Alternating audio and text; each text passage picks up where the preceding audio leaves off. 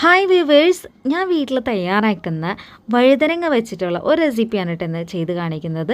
ഇത് ഞാൻ ചോറിൻ്റെ കൂടെ കഴിക്കാനായിട്ട് സൈഡായിട്ട് നമ്മൾ തയ്യാറാക്കുന്നതാണ്.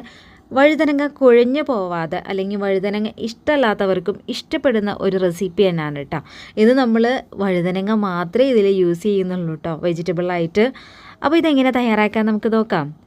എൻ്റെ വീഡിയോ ആദ്യമായിട്ട് കാണുന്നവർ എൻ്റെ ചാനൽ സബ്സ്ക്രൈബ് ചെയ്ത് സപ്പോർട്ട് ചെയ്യണം കേട്ടോ. അപ്പോൾ ഈ ഒരു റെസിപ്പി ഉണ്ടാക്കാനായിട്ട് നമുക്ക് ആദ്യം തന്നെ ഒരു പാൻ അടുപ്പത്തേക്ക് വെക്കാം. എന്നിട്ട് അതിലേക്ക് വെളിച്ചെണ്ണ ഒഴിച്ച് കൊടുക്കാം കേട്ടോ. വെളിച്ചെണ്ണയാണ് കുറച്ചുകൂടി ടേസ്റ്റ് ഉണ്ടാവുക, ഏത് ഓയിലായാലും പ്രശ്നമൊന്നുമില്ല. എന്നിട്ട് നമുക്കിതിലേക്ക് കുറച്ച് പൊടികൾ ചേർത്ത് കൊടുക്കണം. വളരെ കുറച്ച് പൊടികൾ മാത്രം മതി. കുരുമുളക് പൊടിയാണ് കേട്ടോ. മറ്റൊന്നെന്ന് പറയുന്നത് ഗരം മസാലയാണ്. ഇത് രണ്ടും നമുക്ക് ആ വെളിച്ചെണ്ണയിൽ ഒന്ന് ചൂടാക്കി എടുക്കാം കേട്ടോ. ഇത് നമ്മൾക്ക് എത്ര ഫ്ലേവർ വേണോ അതനുസരിച്ചിട്ട് അതിൻ്റെ അളവ് കൂട്ടുകയും കുറയ്ക്കുകയൊക്കെ ചെയ്യാം. ഇനി ഇതിലേക്ക് നമ്മൾ ചേർക്കാൻ പോകുന്നത് വഴുതനങ്ങ നമ്മൾ ഓൾറെഡി കട്ട് ചെയ്ത് വെള്ളത്തിൽ ഇട്ട് വെച്ചിട്ടുണ്ട്.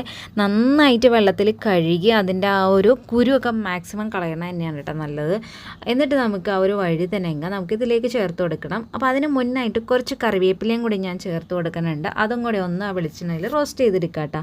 അതിന് ശേഷമാണ് നമ്മൾ വഴുതനങ്ങ ഇതിലേക്ക് ചേർത്ത് കൊടുക്കണം. ഒട്ടും വെള്ളമില്ലാതെ നന്നായിട്ട് കഴുകി പിഴിഞ്ഞെടുത്തതിന് ശേഷമാണ് നമ്മളിതിലേക്ക് ചേർത്ത് കൊടുക്കണം കേട്ടോ. പിന്നെ ഇതിലേക്ക് ആവശ്യത്തിന് നമുക്ക് ഉപ്പും കൂടെ ചേർത്ത് കൊടുക്കാം. അപ്പോൾ ഇത്രയേ ഉള്ളൂ ഇൻഗ്രീഡിയൻസ്. അതാ ഞാൻ പറഞ്ഞ വഴുതനങ്ങ മാത്രം മതി എന്ന്. പിന്നെ പൊടികളാണ് നമുക്ക് ആവശ്യമായിട്ടുള്ളൂ.